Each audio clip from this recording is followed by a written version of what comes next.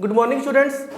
आज three dimensional geometry line part 3 last video के अंदर हमने चेंज किया था वेक्टर से कार्टेशियन और कार्टेशियन से वेक्टर।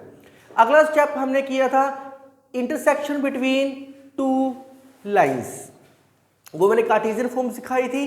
मैंने आपको कहा है कि जिसकी मैं कार्टेशियन फॉर्म करवाऊंगा आपने कार्टेशियन फॉर्म करनी है, जिसकी मैं वेक्टर फॉर्म सिखाऊंगा आपने वेक्टर फॉर्म करनी है। आज इंडेक्स का अगला topic angle between two lines.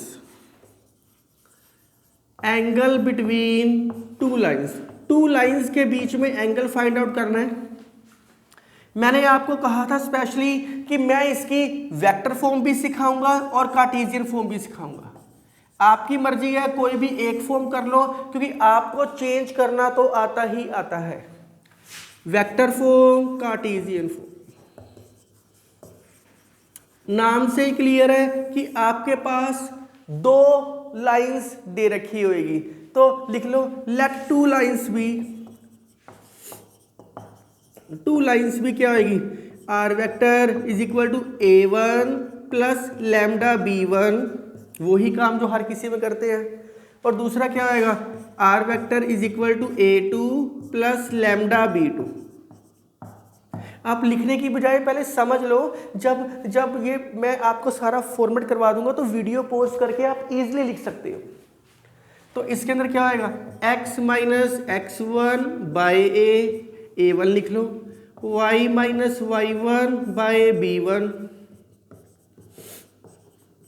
c1, and second क्या होगी, x minus x2 by a2, y minus y2 by b2, z minus z2 by c2। मतलब दो लाइंस दे रखी है आपके पास, साइड में देख लो, दो लाइंस दे रखी है आपके पास, इसके बीच का एंगल निकालना है, वो एंगल मैं थीटा सपोज कर लेता हूँ।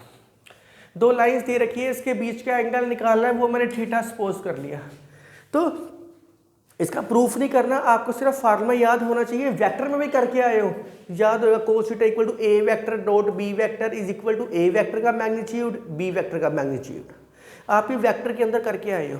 तो इसके अंदर याद रखोगे angle between two lines always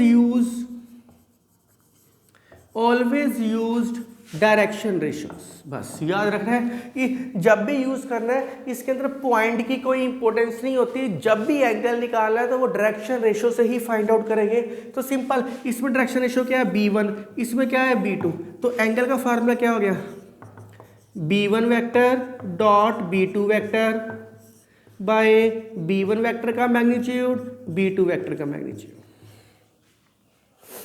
अगर इसके अंदर एंगल निकाल लूं तो क्या होगा, cos थीटा का a1 a2 मल्टीप्लाई की है ना, ये डॉट का मतलब तो मल्टीप्लाई ही होता है, a1 a2 b1 b2 c1 c2 by magnitude आपने कैसे निकाला है वेक्टर के अंदर, अंडर रूट ऑफ i के साथ जो लगा उसका स्क्वायर प्लस j के साथ जो लगा उसका स्क्वायर प्लस k के साथ जो लगा उसका स्क्वायर। तो इसके अंदर क्या आएगा, a1 का स्क्वायर b1 का स्क्वायर c1 का स्क्वायर, और दूसरा क्या आएगा, a2 का स्क्वायर प्लस b2 का स्क्वायर प्लस c2 का स्क्वायर। तो ये फार्मूला डायरेक्ट याद कर लेना, ये वेक्टर फॉर्म का फार्मूला है, ये कार्टेशियन फॉर्म का फार्मूला है। आपने जो फॉर्म करनी है उसका याद कर सकते हो। अब इसके अंदर एक चीज समझने वाली है, जो मेन चीज है, एक चीज समझने वाली है जो इसके अंदर मेन चीज है, condition of perpendicular. Condition of perpendicular,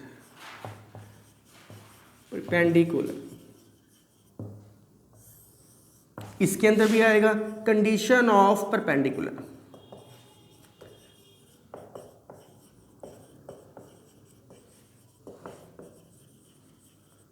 condition of perpendicular का मतलब क्या होता है कि परपेंडिकुलर 90, मतलब एंगल क्या दे रखे हैं, 90 डिग्री। अगर कोस थीटा की जगह 90 पुटिंग कर दूं, कोस 90 क्या आएगा, 0 मल्टीप्लाई समथिंग 0, तो हमारे पास क्या आ गया, b1 dot b2 equal to 0।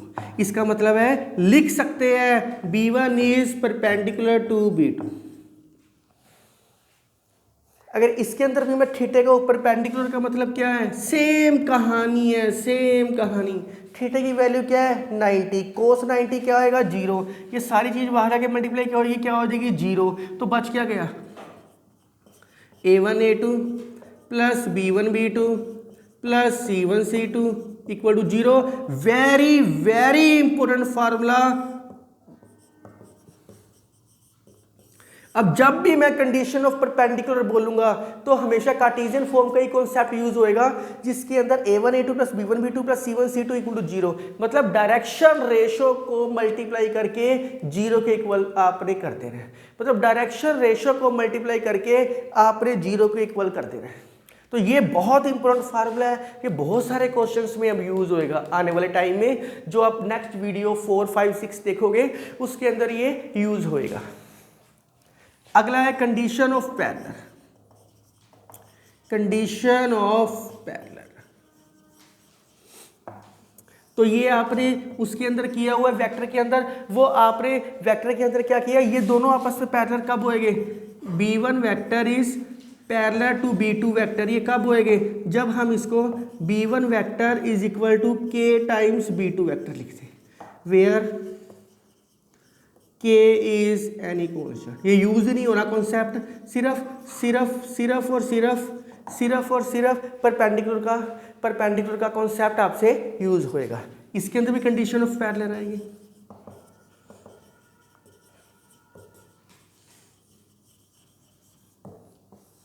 Same इसके अंदर a1 a2 क्या होएगा, a1 is equal to k times a2, b1 is equal to k times b2, c1 is equal to k times c2 where k is any constant. तो कुछ भी नहीं है, ये फार्मूला है एंगल निकालने का, ये सिंपल फार्मूला आपको दे रखे, और ये बहुत इंपॉर्टेंट कॉन्सेप्ट है कि जब भी मैं कंडीशन ऑफ परपेंडिकुलर बोलूंगा तो a1 a2 plus b1 b2 plus c1 c2 equal to 0। तो आप वीडियो पॉज करके लिखो प्लीज। सो क्वेश्चन देखो आपका कि बहुत ध्यान से, एंगल निकालना है, दो लाइंस दे रखी है, तो ये दोनों लाइंस वेक्टर फॉर्म के अंदर दे रखी है। आपकी मर्जी है कि आपने एंगल का वेक्टर फॉर्म का फार्मूला करना है, वेक्टर फॉर्म का कर लो, कार्टेशियन का करना है कार्टेशियन का कर लो, दोनों का करना है दोनों का कर लो, क्योंकि अगर आपने कार्टेशियन का किया तो इस इक्वेशन को कार्टेशियन में चेंज करना आपको आता है, वो फार्मूला लगा लो, कोई फर्क नहीं पड़ता। तो पर मैंने वेक्टर फॉर्म का करवाया है तो मैं कर देता हूं। We know that cos theta का फार्मूला क्या होता है, b1 vector dot b2 vector by b1 vector का मैग्नीट्यूड b2 वेक्टर का मैग्नीट्यूड, यही फार्मूला करवाया है। तो b1 b2 क्या है, हेयर लिखना है सारा, a1 प्लस लैम्डा b1, तो b1 वेक्टर क्या दे रखे है आपके पास, i plus 2j plus 2k, b2 vector क्या दे रखे है आपके पास, a2 plus mu times b2, एक ही बात है, लैम्डा म्यू दे दिया, एक ही बात है, चाहे k1 k2 देता हो, 6k, बस खत्म, इनकी वैल्यूज पुट कर दो, खत्म हो गया एंगल निकालने का। एक लास्ट छोटा सा स्टेप देखना है आपने, सिर्फ आपकी बुक में इसका कोई भी क्वेश्चन दे रखा हो आप इजीली सोल्व आउट कर सकते हो। तो क्या है, i plus 2j plus 2k, 3i plus 2j plus 6k, cos theta क्या आ गया, i को i से करोगे, आप वेक्टर में कर चुके हो, 1.3 3 प्लस 4 प्लस 12, इसके अंदर 1 प्लस 4, इसका मैग्नीट्यूड कैसे निकाला आपने, ऐसे ही निकाला है आपने, 1 प्लस 4 प्लस 4 9 प्लस 4 प्लस 36। ध्यान से देखो, कार्टेशियन फॉर्म ही नहीं बन गई, a1 a2 plus b1 b2 plus c1 c2, same ही चीज़ है, कोई फर्क नहीं है इसके अंदर। cos theta is equal to 19893 और ये 4049 7, cos थीटा 19/21। बच्चे यहाँ छोड़ देते हैं, गलती करते हैं, उसने हमें एंगल का है, एंगल को किससे रिप्रेजेंट किया है मैंने, थीटे से किया है, तो cos को वहाँ लेके जाओ, cos इनवर्स, मतलब कि मैंने एक्चुअली में क्या किया है, cos इनवर्स से दोनों जगह मल्टीप्लाई, एक ना इसके अंदर एक और छोटा सा क्वेश्चन आता है, वो बच्चे वहाँ गलती करते हैं। वो छोटी सी चीज़ देख लो, वो मुझे लगता नहीं खास कुछ करवाने वाली होएगी। एक छोटी सी चीज़ देख लो, x प्लस 2/3 कार्टेशियन फॉर्म में दे दिया, x प्लस 2/3 x माइनस 2/3, क्योंकि इसमें पॉइंट की तो इंपॉर्टेंस होती नहीं, तो आपको इसमें कोई फर्क भी नहीं पड़ेगा। y प्लस 3/-2 कोमा, अब यहाँ कोमा दे दिया, ये चीज़ को खास ध्यान रखना है। एंड ये चीज़ का ध्यान रखना है, बच्चे गलती सिर्फ इसी के अंदर करते हैं, x प्लस 1/1 आप बच्चों सिर्फ गलती इसी के अंदर करते हो, छोटी सी गलती होती है, 2y माइनस 3/3, 2y माइनस 3/3, और लास्ट आपको दे रखे हैं z माइनस 5/2, z माइनस 5/2। गलती सिर्फ इसी में होती है। बच्चे ना इसको ऐसे लिख लेते हैं, is equal to y plus 3/-2 z/5। ये गलत है, ये गलत है। z/5, अगर z/5 करोगे तो z/5 तो इक्वल टू 1 आएगा, हम फिर k के इक्वल कैसे मानेंगे? तो ऐसे क्वेश्चनों को जब भी कोमा आ जाए, जब भी ये आपके पास कोमा दे रखा हो, 5 को यहाँ लेके आओ, क्या आ गया z-5, तो इज इक्वल टू कर सकते हैं z-5। इस चीज का खास ख्याल रखना है आपने, इसे खास ख्याल रखना है, z-5/0। 5 को तो यहां लेके आ जाओगे आप, नीचे 0 लिखनी है। 0 क्यों लिखनी है? अगर आप 0 नहीं लिखोगे, गलती से यहां 1 लिख दो, या तो बच्चे z/5 करते हैं या गलती करते हैं z-5/1, ये दोनों ही गलत है। जब भी कोमा दे रखा हो, इसका मतलब है इसकी जो वैल्यू आएगी वो 5 आनी चाहिए। अगर मैं इसको k के इक्वल सपोज कर लो, मैं इसको k के इक्वल सपोज कर लूँ, तो z की वैल्यू क्या आ गई, k प्लस 5, जबकि क्या आनी चाहिए थी, 5। तो ये गलती होती है आपसे, जब भी ऐसा कोई हो जाए, कोमा आ जाए तो नीचे 0 आता है हमेशा। खत्म हो गया, बस ये छोटा सा कॉन्सेप्ट करवाना था। ये दूसरा क्या आएगा, x प्लस 1/1, ये सेटिंग करो, 2 को कॉमन निकाल लो, y माइनस 3/2, जो 2 को कॉमन निकाला है वो नीचे ले जाओ, z माइनस 5/8। अब आपको ईजिली है, ये क्या है a1, ये क्या है b1, ये क्या है c1, ये क्या है a2, b2, c2। मैं उम्मीद करता हूं कि आप cos थीटा का फार्मूला लगा सकते हो, a1 a2 plus b1 b2 plus c1 c2 by इनका मैग्नीट्यूड। तो आप इजीली फार्मूला लगा सकते हो। गलती सिर्फ इसके अंदर कोमा आता है तो ये नीचे 0 आता है, ताकि जब मैं इसको k के इक्वल करूं, अब देखो बहुत ध्यान से कि मैंने इसको k के इक्वल किया, तो z-5 क्या आ गया 0, z क्या आ गया 5, z क्या आ गया 5। तो ये खास ख्याल रखना है इस चीज़ का, ये बहुत इंपॉर्टेंट है, लिख लो, बहुत इंपॉर्टेंट क्वेश्चन है ये, खास ख्याल रखना है आपने इसका। तो नोट करो और इसको पूरा क्वेश्चन सोल्व करो। अब जल्दी से इस क्वेश्चन को पूरा सोल्व करो, फिर मैं नेक्स्ट क्वेश्चन एक और करवाना है। तो ये क्वेश्चन ध्यान से देखो, ये 2 लाइंस दे रखी है और ये आपस में क्या दे रखा है, परपेंडिकुलर। अच्छा स्टूडेंट्स, अगर आपको मेरी वीडियो पसंद आ रही है तो kindly like share and subscribe my channel. आपका जो लाइक है वो मेरी मोटिवेशन पावर को बहुत इंक्रीज करता है। तो ये जो लाइन चैप्टर है, जब ये लाइन चैप्टर खत्म हो जाएगा इसकी 6-7 वीडियो के बाद, उसकी डिस्क्रिप्शन में असाइनमेंट आपको जरूर मिलेगी और टेस्ट सीरीज भी मिलेगी आपको। तो अगर इस एंगल के आपको कहीं क्वेश्चन करने हैं, आपकी बुक में कोई और क्वेश्चन दे रखा हो तो आप सोल्व कर सकते हो।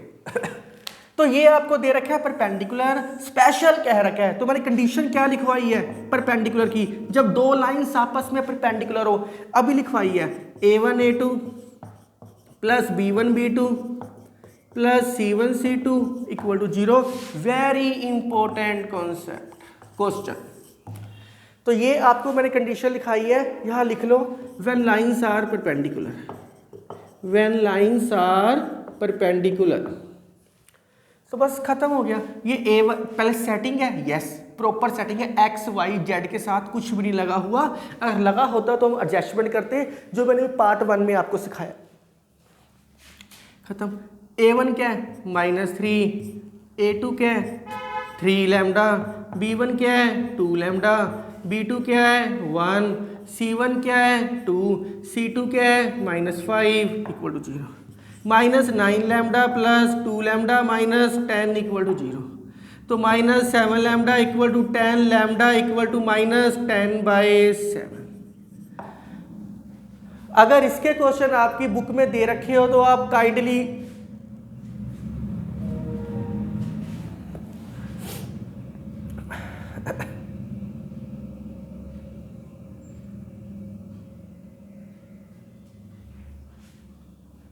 तो लैम्डा क्या आ गया -10/7, लैम्डे की वैल्यू -10/7। अगर इस एंगल कॉन्सेप्ट के आपके बुक में कोई भी क्वेश्चन दे रखे हो तो आप इजीली सोल्व कर सकते हो, मुझे इसके प्रैक्टिस क्वेश्चन देने की जरूरत नहीं है, आपके पास कोई भी बुक है तो सोल्व कर सकते हो। तो आज के लिए sufficient. Thank you, take care and enjoy.